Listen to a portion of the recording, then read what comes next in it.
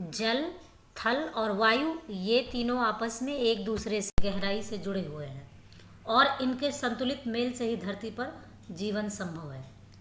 Hello everyone, मैं हूं कीर्ति श्रीवास्तव और हम यहां कवर कर रहे हैं ज्योग्राफी की एनसीईआरटी क्लास 6। अब तक हमने 4 चैप्टर्स को कवर किया है। सौर मंडल में पृथ्वी, नंबर 2 ग्लोब जिसमें हमने अक्षांश और देशांतर को समझा, पृथ्वी की गतियां और मानचित्र। और अब आगे हमें आज पढ़ना है चैप्टर 5 पृथ्वी के प्रमुख परिमंडल। इस चैप्टर में हमें पढ़ना है भूमंडल, जिसमें हम महाद्वीपों के बारे में जानेंगे। एशिया, उत्तरी अमेरिका, दक्षिणी अमेरिका, ऑस्ट्रेलिया, यूरोप, अंटार्कटिका और अफ्रीका। और जलमंडल के बारे में जानेंगे, जिनमें हम पढ़ेंगे प्रशांत महासागर के बारे में, दक्षिणी महासागर के बारे में, अटलांटिक महासागर के बारे में, हिंद महासागर के बारे में और आर्कटिक महासागर के बारे में। और इसी क्रम में आगे हम पढ़ेंगे वायुमंडल के बारे में, जिसमें हम पढ़ेंगे क्षोभ मंडल के बारे में, समताप मंडल के बारे में, मध्य मंडल के बारे में, आयन मंडल के बारे में और बहिर्मंडल के बारे में। तो आइए चलिए हम अपने चैप्टर की शुरुआत करते हैं। चैप्टर की शुरुआत में ये आपसे शुरुआत करते हुए फिर से कहते हैं कि जैसा कि हमने पहले अध्याय में पढ़ा है। तो दोस्तों बार बार ये प्रकरण आता है कि जैसा कि हमने पहले अध्यायों में पढ़ा है। तो इसका अर्थ ये होता है दोस्तों कि आपको सभी अध्यायों को क्रम से पढ़ना चाहिए। जब आप क्रम से पढ़ते हैं तो कई पिछले अध्यायों की बातें अगले अध्याय में लगातार आपको सपोर्ट करती हैं। तो अब यहाँ पर ये आपसे कह रहे हैं कि पृथ्वी एकमात्र ऐसा ग्रह है जहाँ पर जीवन है, मानव यहाँ जीवित रह सकता है। क्यों जीवित रह सकता है? क्योंकि जीवित रहने के लिए आवश्यक जो है भूमि, जल और हवा यहाँ पर मौजूद है। और पृथ्वी की सतह ऐसी है जिसमें पर्यावरण के तीनों प्रमुख महत्वपूर्ण जो घटक है वो आपस में मिलते हैं और ये एक दूसरे को प्रभावित करते हैं।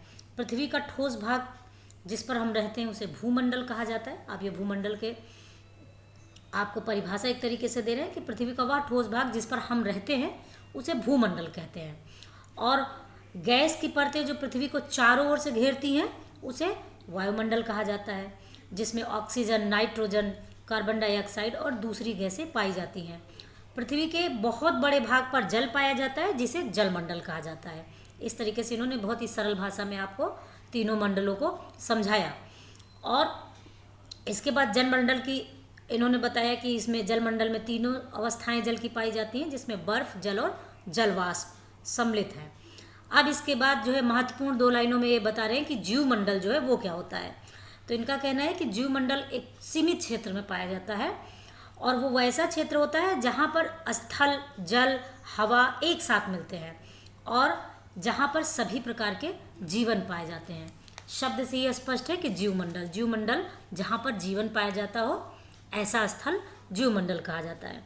अब ये भूमंडल के बारे में आपको डिस्क्राइब कर रहे हैं कि भूमंडल पृथ्वी के ठोस भाग को भूमंडल कहा जाता है या भूपर्पटी की चट्टानों और मिट्टी की पतली परतों से बना होता है, जिसमें जीवों के लिए पोषक तत्व पाए जाते हैं।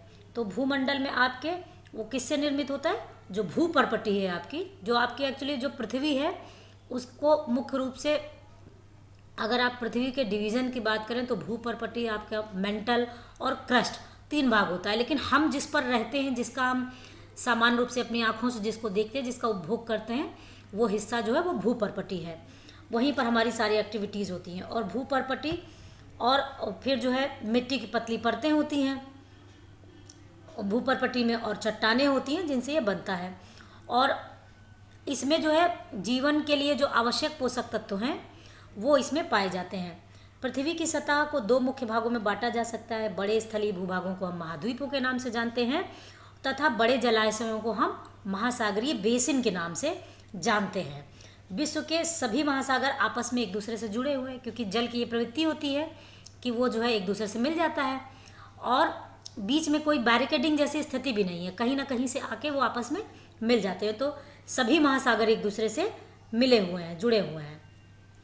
समुद्र का जल का तल जो है वो सभी जगह एक समान होता है। ये बहुत बड़ी हमारे लिए एक नेमत जैसा है कि समुद्र का जो का तल होता है वो सभी जगह बराबर है। तो स्थल की ऊंचाई को समुद्र तल से नापा जाता है, जिसे शून्य माना जाता है। मतलब कि चूंकि जल का तल समान रहता है सभी जगह, इसलिए अगर हमको, जैसे आप पढ़ते हैं ना कि यहाँ की ऊंचाई इतने 100 मीटर है, यहाँ की ऊंचाई इतने 100 मीटर है, तो उसका अर्थ ये होता है कि वो चूँकि पृथ्वी की जो सरफेस है वो ऊबड़ खाबड़ मतलब ऊंची नीची है, तो आप पर्टिकुलर जगह के आधार पर तुलनात्मक अध्ययन नहीं कर सकते।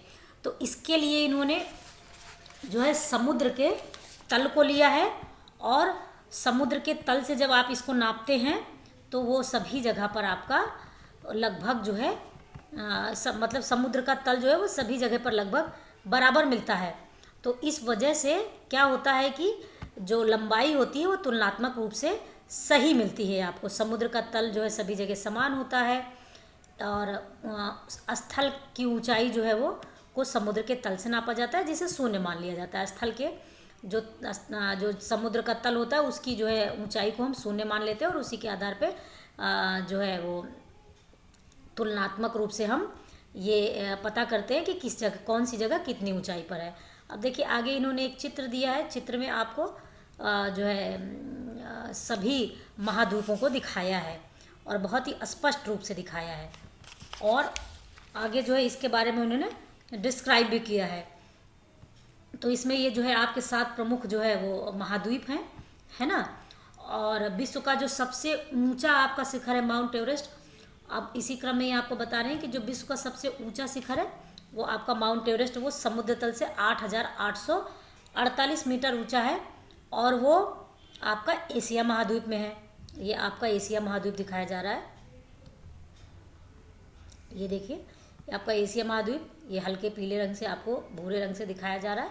तो एशिया महाद्वीप, इसी में आपका जो है वो हिमालय पर्वत की जो उसका उच्चतम शिखर है वो आपका माउंट एवरेस्ट है, जिसकी ऊंचाई समुद्र तल से 8,848 मीटर है, यानी ये आपका 9 किलोमीटर लगभग है।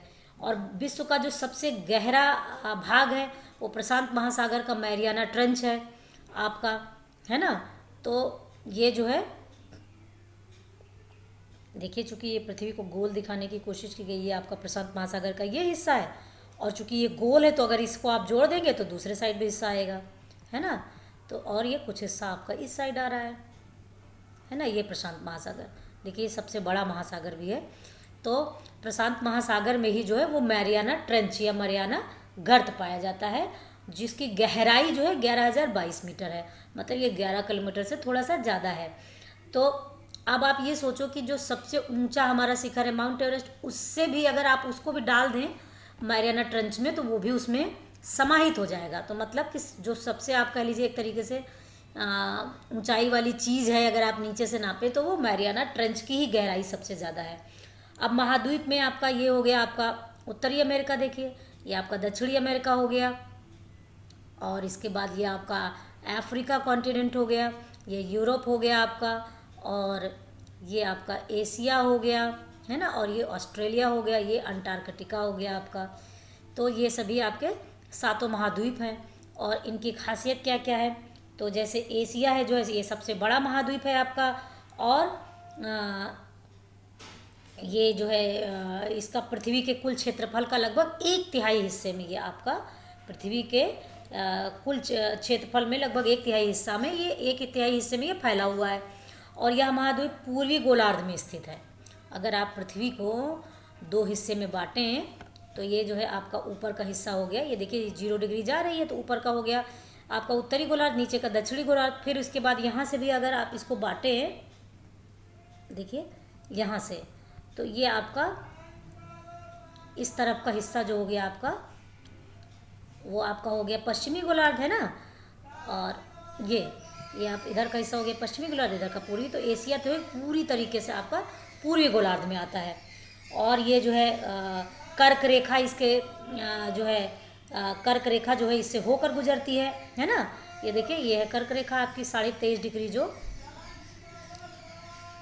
23.5 डिग्री जो आपकी, ये देखिए ये 15 डिग्री और ये 30, और इसके बीच में 23.5 डिग्री ये आपकी कर्क रेखा है। तो कर्क रेखा जो एशिया से होकर गुजरती है ना। और इसके जो पश्चिम में, इसके पश्चिम में यूराल पर्वत है।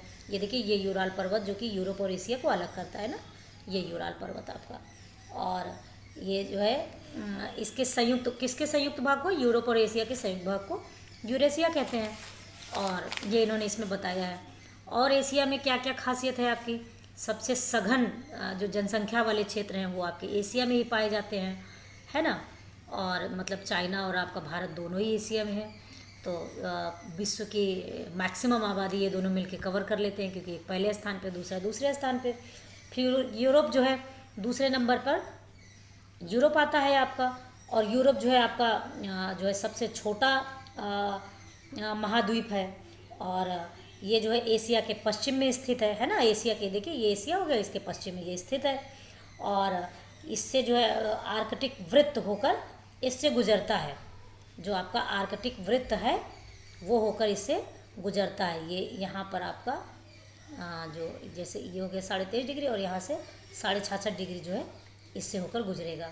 तो यहाँ पे आर्कटिक वृत्त जो है इससे होकर गुजरता है। और 3 तरफ से ये जल से घिरा हुआ, देखिए इधर से और ये वाला हिस्सा, देखिए ये तीनों ही तरफ से ये जल से घिरा हुआ है। केवल ये वाला हिस्सा जो है एशिया से मिला हुआ है, पूर्वी हिस्सा, है ना। और अब इसके बाद जो इन्होंने अफ्रीका के बारे में बताया है आपको।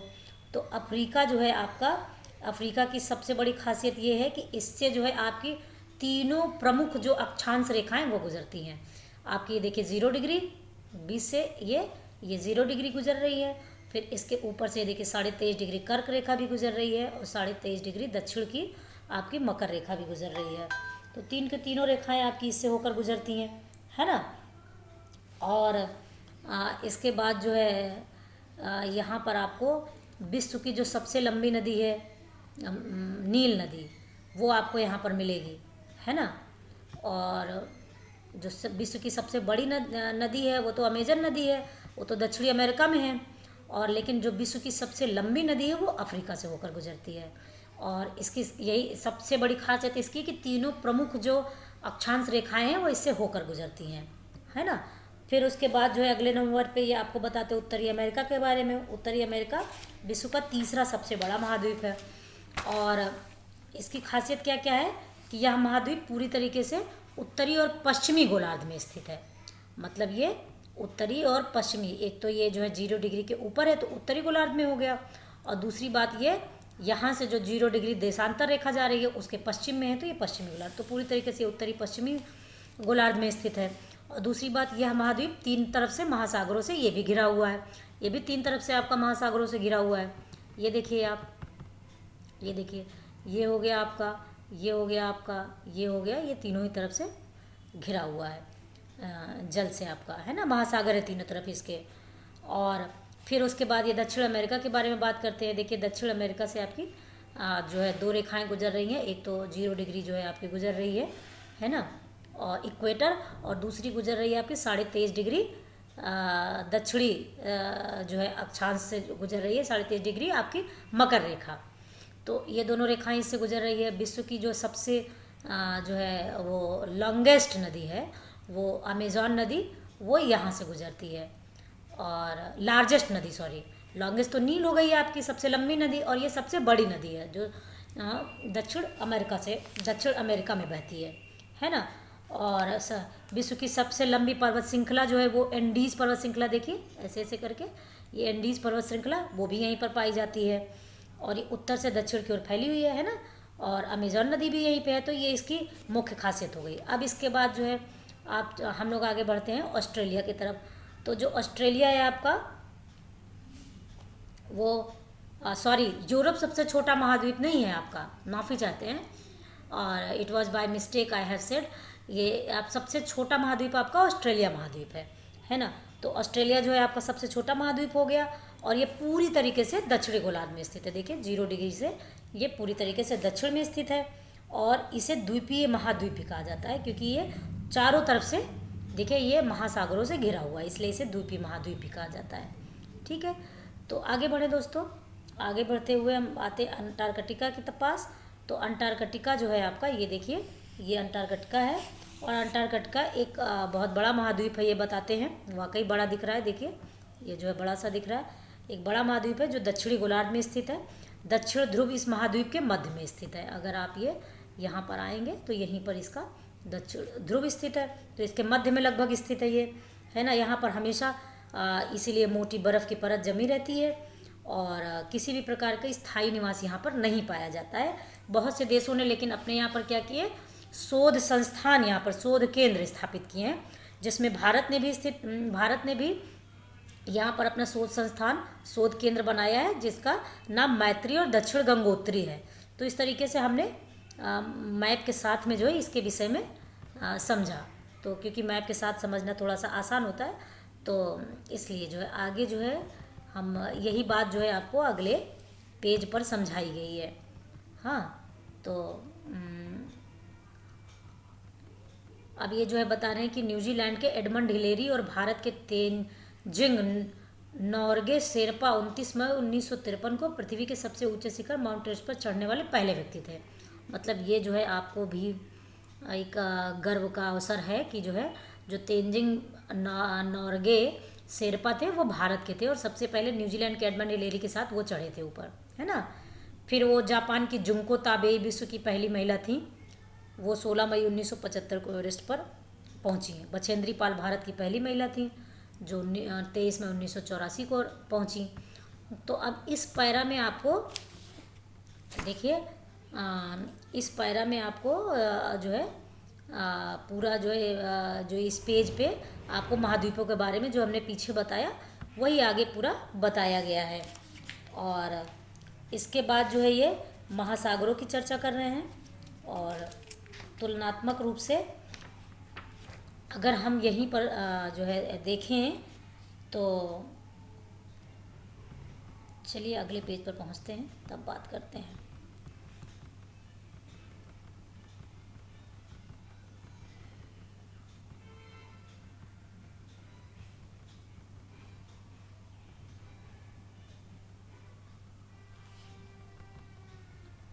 अब देखिए आगे जो है हम पहुंचते हैं तो ये है जलमंडल आपका। अब ये जलमंडल में बता रहे हैं कि जलमंडल जो है महासागर जलमंडल के मुख्य भाग हैं, है ना। महासागर जो हैं वो जलमंडल के मुख्य भाग हैं और पृथ्वी को नीला ग्रह कहा जाता है। पृथ्वी का 71% जो है भाग वो जल तथा 29% भाग स्थल है। और जलमंडल में जो है वो जल के सभी रूप शामिल हैं, है ना। इसमें महासागर एवं नदियाँ, झीलें, हिम नदियाँ, भूमिगत जल तथा वायुमंडल के जलवाष्प सभी सम्मिलित हैं। पृथ्वी पर पाए जाने वाले जल का 97% भाग जो है वो महासागरों में 97% से अधिक भाग पाया जाता है, पर वह बहुत अधिक खारा होता है और इसी कारण से हम उसका उपयोग जो है अपने सामान्य जनजीवन के लिए नहीं कर पाते हैं। खैर अच्छा ही है, मुझे तो लगता है अगर हम कर पाते तो न जाने और क्या क्या कर डालते, क्योंकि कुछ भी हमसे बच नहीं रहा है। देखिए तुलनात्मक रूप से अध्ययन करने के लिए इन्होंने यहाँ पे आपको महाद्वीपों का एक डायग्राम बनाकर आपको ब्लॉक्स के माध्यम से सरल भाषा में समझने के लिए कि आप समझ पाएँ। जैसे देखिए कितने ब्लॉक्स है इसमें, 4, 4, 8, 4, 12, 4, 16, 4, 20, तो इस पर 20 ब्लॉक है। तो ऐसे आप तुलनात्मक रूप से समझ सकते हैं। देखिए तो ये सबसे बड़ा देखिए एशिया में आपका 2, 2, 4, 2, 6, 1, 7, तो 7, 14, 7 तरीके 21, 7 चौक 28, 7 पचे 35 और ये आपका 35 और 4 39, 39, 40, 41, 42, 43, 44 ब्लॉक देखिए। तो एशिया आपका दिख ही रहा है, सबसे बड़ा है। खैर ऐसे भी दिख रहा है। और 2 नंबर पे आपका अफ्रीका आ रहा है, देखने में ही समझ में आ रहा है। और जो है ऑस्ट्रेलिया एकदम छोटू सा है, हाँ छोटू सा। तो इस तरीके से इन्होंने तुलनात्मक अध्ययन के लिए आपको यहाँ पर दिया है। तो आगे कह रहे हैं कि जो पीछे इन्होंने आपको बताया कि लेकिन उस जल का हम अधिक उपयोग नहीं कर पाते हैं। क्यों? क्योंकि वो खारा है, तो इसलिए हमारे मानव के उपयोग में वो नहीं आता है। शेष जल का बहुत बड़ा भाग, मतलब कौन सा शेष जल, जो अब तो 97% तो निकल गया आपका, है ना। तो अब बचा कितना, 3%। तो शेष जल का बहुत बड़ा भाग बर्फ की परतों एवं हिम नदियों तथा भूमिगत जल के रूप में पाया जाता है। मतलब जो 3% है, 3% का भी अधिकांश भाग जो है वो जो है या तो जमा हुआ है बर्फ़ के रूप में है, या हिम नदियों के रूप में है, या भूमिगत जल के रूप में है। तो और जो जल का बहुत कम भाग अलवण जल के रूप में पाया जाता है। लवण मतलब नमक, अलवण मतलब जो बिना नमक का। तो बिना नमक का जल बहुत ही कम पाया जाता है और वही जल जो है मनुष्य इस्तेमाल करता है ना। तो आगे जो है यही कारण है कि नीले ग्रह में रहने के बावजूद हम पानी की कमी महसूस करते हैं। मतलब कि नीला का मतलब है जल ही जल, लेकिन इसके बावजूद वही है कि जो है जल के बीच में है, लेकिन इसके बावजूद जो है उसका एक बूंद पानी नहीं पी सकते।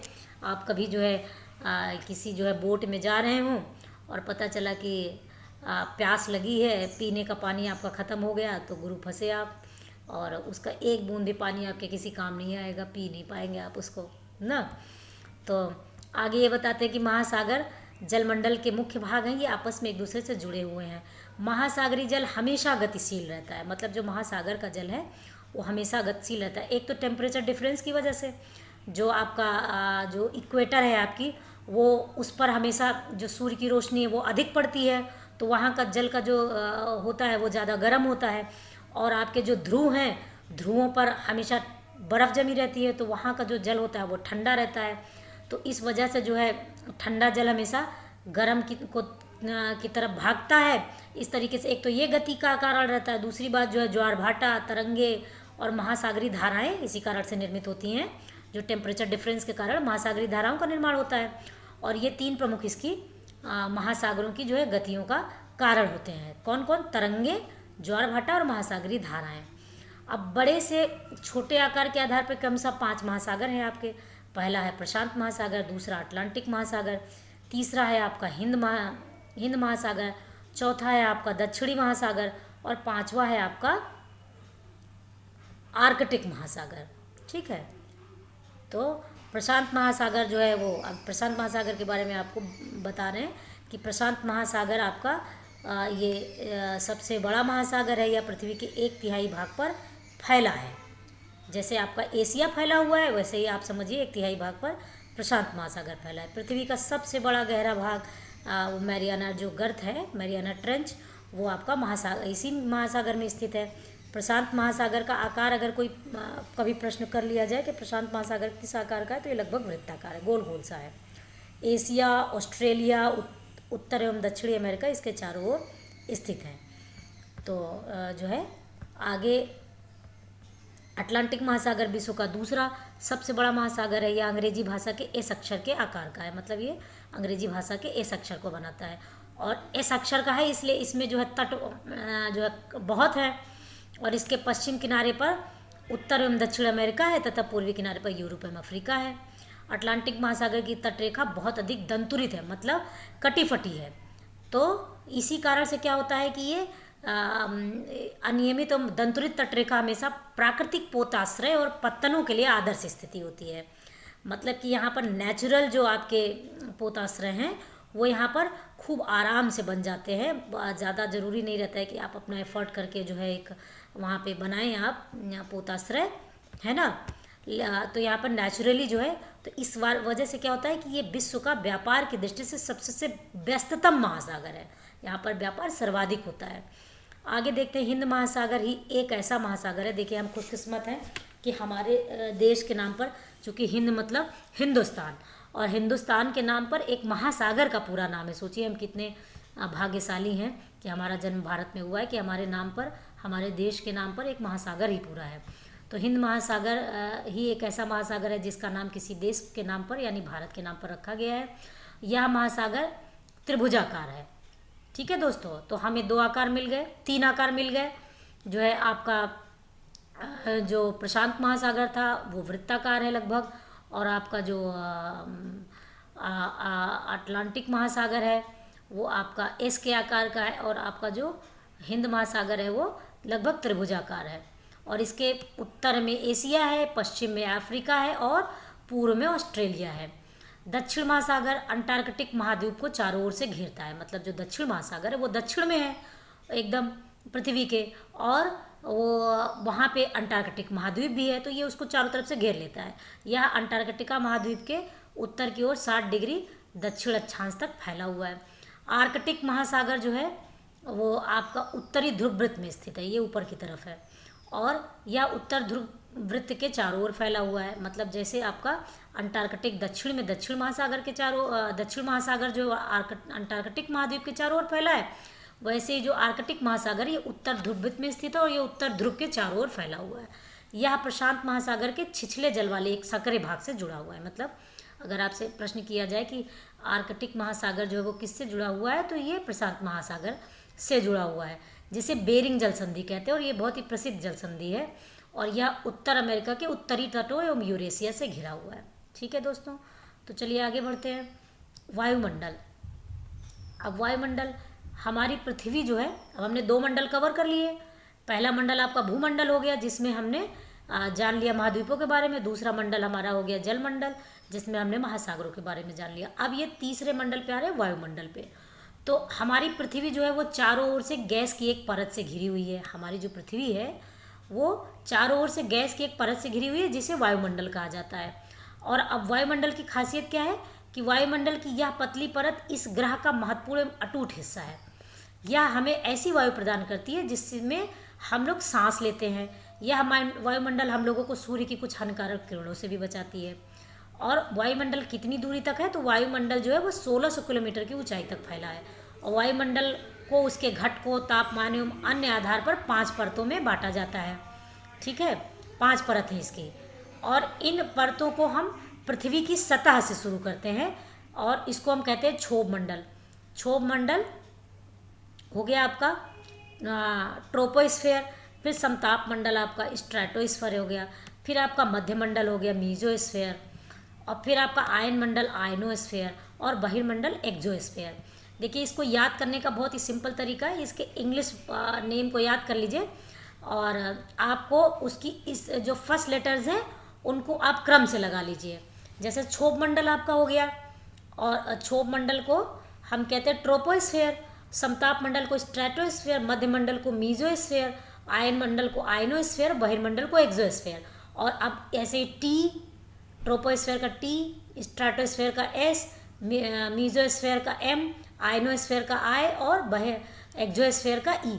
आप इनको जब आप ऐसे देखेंगे तो ये इंग्लिश जो आपके अल्फ़ाबेट्स हैं उनके डिक्रीजिंग ऑर्डर में है, टी, एस, एम, आई और ई। तो इस तरीके से आप इजीली इनको याद कर सकते हैं, इनका क्रम, कोई बहुत समस्या की बात नहीं है। आगे जो है, आगे बढ़ते हैं। तो वायुमंडल मुख्यतः ऑक्सीजन और नाइट्रोजन से बना हुआ है, क्योंकि इसमें जो है 90 और नाइट्रोजन का बना है, जो कि साफ और शुष्क हवा का 99% भाग है। आयतन के अनुसार नाइट्रोजन 78%, ऑक्सीजन 21%, और दूसरी गैसें जैसे कार्बन डाइऑक्साइड, ऑर्गन आदि लगभग 1% में है। ऑक्सीजन सांस लेने के लिए आवश्यक है, जबकि नाइट्रोजन प्राणियों की वृद्धि के लिए आवश्यक है, और कार्बन डाइऑक्साइड बहुत कम मात्रा में है, लेकिन यह पृथ्वी के द्वारा छोड़ी गई ऊष्मा को अवशोषित करती है। मतलब पृथ्वी से जो गर्मी होती है उसे ये सोख लेती है, जिससे पृथ्वी गर्म रहती है। नहीं तो पृथ्वी का सारा जो ऊष्मा है वो वापस चली जाए आकाश में, और यहाँ पर इतनी ज़्यादा ठंडी हो जाए कि यह जीवन संभव ना हो पाए। और या पौधों की वृद्धि के लिए भी आवश्यक, क्योंकि पौधे जो है अपना भोजन जो बनाते हैं तो CO2 के सहयोग से बनाते हैं, इसलिए पौधों की वृद्धि के लिए भी आवश्यक है। अब आगे, ऊंचाई के साथ वायुमंडल में घनत्व में भिन्नता आती है।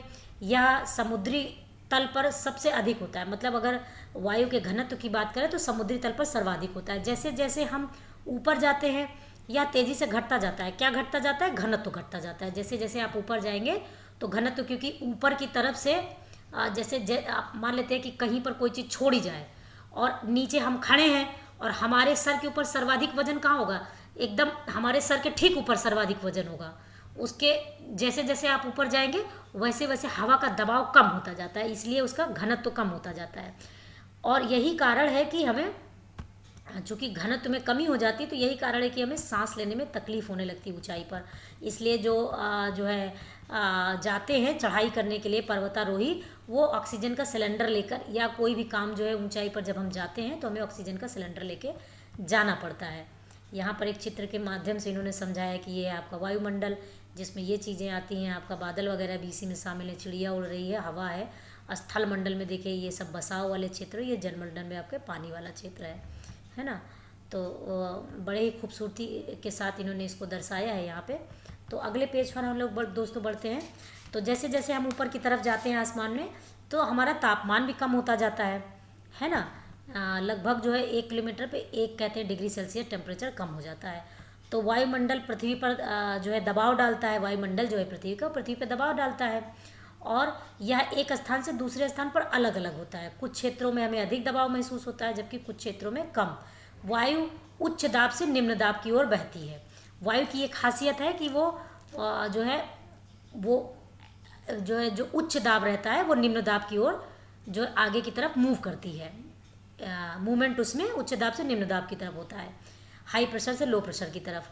और गतिशील वायु को पवन कहा जाता है। मतलब एक बहुत ही खूबसूरत प्रश्न है, अगर मुझे बनाना हो तो मैं ज़रूर बनाऊं कि पवन किसे कहते हैं। एकदम सिंपल, अपने जीवन में हम रोज़ जो है पवन का नाम, वायु का नाम लेते हैं, लेकिन अगर हमसे कोई पूछ ले कि पवन की एक लाइन में डेफिनेशन बताओ तो डेफिनेटली हम कंफ्यूज हो जाएंगे। तो बहुत ही खूबसूरती के साथ इन्होंने यहाँ पर बताया कि गतिशील वायु जो होती है उसी को हम पवन कहते हैं। तो आगे जो है इन्होंने जीवमंडल के बारे में ये बताया है कि जीवमंडल क्या है। तो जीवमंडल वह स्थल है जहाँ पर थल, जल और हवा के जो है के बीच में संक्रिया होती है, और ये एक जहाँ पर ये तीनों ही मिलते हैं उनके बीच का एक सीमित भाग है। यह वह भाग है जहाँ पर जीवन मौजूद है। यहाँ जीवों की बहुत सी प्रजातियाँ हैं जो सूक्ष्म जीवों, बैक्टीरिया से लेकर बड़े स्तनधारियों के आकार में पाई जाती है। मतलब कुल मिला के जितने भी जीव हैं वो सभी इसी क्षेत्र में जीवमंडल में पाए जाते हैं। मनुष्य सहित सभी प्राणी जीवित रहने के लिए एक दूसरे से तथा जीवमंडल से जुड़े हुए हैं। मतलब हम मनुष्य हों या पेड़ पौधे हों या पशु पक्षी हों या बैक्टीरिया हो, कुछ भी हो, वो सब इसी क्षेत्र में आते हैं जीवमंडल में। जीवमंडल के प्राणियों को मुख्यतः दो भागों में, जंतु जगत एवं पादप जगत में विभक्त किया जाता है। और पृथ्वी के ये तीनों परिमंडल आपस में पारस्परिक क्रिया करते हैं तथा एक दूसरे को किसी न किसी रूप में प्रभावित करते हैं। ठीक है, जैसा कि मैंने शुरुआत में आपको बताया था कि ये तीनों मंडल जरूर से आपस में किसी न किसी जो है तरीके से एक दूसरे के साथ में पारस्परिक क्रिया करते हैं और ये एक दूसरे को प्रभावित भी करते हैं। उदाहरण के लिए लकड़ी तथा खेती के लिए वनों को काटा जाए तो इससे ढलुआ भाग पर मिट्टी का कटाव तेज हो जाएगा। मतलब कि अगर आप पेड़ जो होते हैं उनकी जो जड़ें होती हैं वो मिट्टी को बांध के रखती हैं, तो अगर आप काटते हैं पेड़ तो जो जहाँ पर कटान वाली जगह पर होगी तो वहाँ पर ढलुआ भाग पे क्या होगा कि मिट्टी का कटाव तेज़ी से होने लगेगा। और इससे क्या होगा, जब तेज़ी से कटाव होगा तो प्राकृतिक आपदाएँ आएंगी, पृथ्वी में भूकंप की सतह में परिवर्तन हो जाता है। हाल में सुनामी के कारण अंडमान निकोबार द्वीप समूह का कुछ भाग पानी में डूब गया। तो झीलों और नदियों में दूषित पदार्थों के प्रवाहित होने से उनका जल मानव के इस्तेमाल के लायक नहीं रह जाता है। मतलब ये जो हम अनाधिकृत क्रियाकलाप करते हैं, चाहे पेड़ों को काटते हैं, चाहे हम प्रदूषण जनित जो एक्टिविटीज़ करते हैं, हम नदियों में ले जाके सब कुछ गंदगी से भरी हुई चीज़ें डाल देते हैं, इन सब कारणों से क्या होता है कि वो प्रदूषित हो जाता है और फिर वो पानी हम नहीं पी सकते। यह जल दूसरे जीवों को भी नुकसान पहुंचाता है। उसमें भी जो भी जीव जंतु पाए जाते हैं प्रदूषित जल की वजह से उनका जीना भी मुश्किल हो जाता है। इससे हमारा पूरा सिस्टम बिगड़ जाता है इकोलॉजी का। उद्योगों, तापीय संयंत्रों, गाड़ियों के उत्सर्जी पदार्थ वायु को प्रदूषित करते हैं। मतलब जो उद्योग हैं उनसे जहर जैसे जो है प्रदूषित पदार्थ निकलते हैं, हवा निकलती है और बहुत सारी चीज़ें निकलते हैं। और ऐसे ही तापीय विद्युत संयंत्र हैं या हमारी गाड़ियों से कितना ज़्यादा जो है वो प्रदूषण कारी जो है तत्व निकलता है। कार्बन डाइऑक्साइड वायु का एक महत्वपूर्ण घटक है, लेकिन कार्बन डाइऑक्साइड की मात्रा में वृद्धि के कारण पृथ्वी के तापमान में वृद्धि हो रही है। मतलब एक निश्चित मात्रा तक 1% के अंदर ये सभी आते हैं, वो चाहे CO2 हो, आर्गन हो, नियान हो, ऐसी बहुत सारी गैसेज हैं जो इसमें पाई जाती हैं। तो लेकिन एक उनकी एक सर्टेन मात्रा है, अगर उससे ज़्यादा होंगे तो डेफिनेटली पर्यावरण को नुकसान पहुंचाएंगे। तो ऐसे ही CO2 है तो हमारे बहुत काम की चीज़, अगर ना हो तो हमारा जीवन तब भी मुश्किल हो जाए। लेकिन जब इसकी मात्रा ज़रूरत से ज़्यादा हो जाती है तो इसकी वजह से ग्लोबल वार्मिंग हो जाती है। पूरे विश्व में जो गर्मी बढ़ रही है और आपके कह रहे हैं कि ध्रुव पिघल रहे हैं। अभी हमने देखा ना कि दोनों ही ध्रुव पे बर्फ़ जमी रहती है, क्योंकि वहाँ पर टेम्परेचर बहुत कम रहता है तो पानी जो है बर्फ़ के रूप में जमा रहता है। तो अब जब ग्लोबल वार्मिंग हो रही है तो वो ध्रुवों पर बर्फ़ पिघल रही है। इसके कारण क्या होगा कि जो है सागरों का जलस्तर बढ़ जाएगा। इसके कारण जो है बहुत तेज़ी से जब पानी बढ़ेगा तो हम सब डूब जाएंगे, एक दिन डूब के मर जाएंगे। तो इसीलिए हमारी अनधिकृत क्रियाओं में हमें रोक लगाने की ज़रूरत है। ज़रूरत से ज़्यादा गाड़ियों का इस्तेमाल न करें, ज़रूरत से ज़्यादा फ्रिज का इस्तेमाल न करें, ज़रूरत से ज़्यादा AC का इस्तेमाल न करें और हम पेड़ लगाएं साथ में, क्योंकि पेड़ जो है वो ऑब्जर्व करते हैं, चूँकि वो खाने के रूप में इस्तेमाल करते हैं। तो अगर आप ज़्यादा पेड़ लगाएं तो तब भी वो CO2 को काफ़ी मात्रा में वो जो है वो कर लेते हैं, सोख लेते हैं। तो ऐसा हम करते नहीं हैं।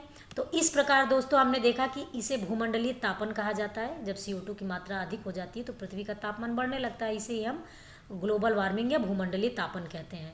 इसलिए भूमंडल, वायुमंडल, जलमंडल के बीच प्राकृतिक संतुलन बनाए रखने के लिए पृथ्वी के संसाधनों के सीमित उपयोग की आवश्यकता है। इस प्रकार दोस्तों हमारा ये चैप्टर समाप्त हुआ। तो हमने इस प्रकार इस चैप्टर में देखा, क्या क्या देखा दोस्तों। इस चैप्टर में हमने मुख्य रूप से देखा कि जो है पृथ्वी के प्रमुख परिमंडल कौन से हैं, जिसमें हमने भूमंडल के बारे में जाना, भूमंडल में हमारे जो है प्रमुख महाद्वीपों के बारे में जाना, हमने जलमंडल के बारे में जाना कि जलमंडल में कौन कौन से प्रमुख रूप से आपके महासागर आते हैं, कौन सबसे बड़ा है, कौन सबसे छोटा है। और इसके बाद जो है हमने जाना जो है महासागरों के बारे में जानने के बाद हमने वायुमंडल के बारे में जाना, जिसमें हमने वायु की विभिन्न लेयर्स के बारे में जाना, ट्रोपोस्फेयर, स्ट्रेटोस्फेयर, मीजोस्फेयर और आइनोस्फेयर, एक्सोस्फेयर के बारे में जाना। इसके बाद में हमने जीवमंडल के बारे में जाना, जिसमें हम सभी निवास करते हैं। तो इस प्रकार दोस्तों NCERT क्लास 6 के ज्योग्राफी का आज हमने जो है 5वां चैप्टर समाप्त कर लिया। और बने रहिए साथ में, अपना रुझान बनाए रखिए और प्रोत्साहन बनाए रखिए। चैनल को सब्सक्राइब करिए, अपने दोस्तों के साथ शेयर करिए। मेरा मनोबल बना रहेगा तो मैं लगातार इस NCERT को जो है पढ़ाकर और समाप्त करूँगी। इसी के साथ दोस्तों आपका बहुत बहुत धन्यवाद। नेक्स्ट चैप्टर में हम फिर मिलते हैं। तब तक अपना ख्याल रखें, कोरोना गाइडलाइंस का पालन करें और खुद स्वस्थ रहें, परिवार को स्वस्थ रखें। धन्यवाद।